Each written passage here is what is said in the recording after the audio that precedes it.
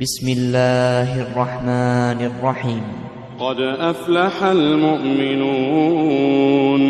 الذين هم في صلاتهم خاشعون والذين هم عن اللغو معرضون والذين هم للزكاة فاعلون والذين هم لفروجهم حافظون إلا على أزواجهم أو ما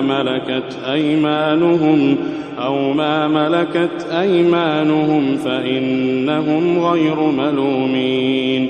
فمن ابتغى وراء ذلك فأولئك هم العادون والذين هم لأماناتهم وعهدهم راعون والذين هم على صلواتهم يحافظون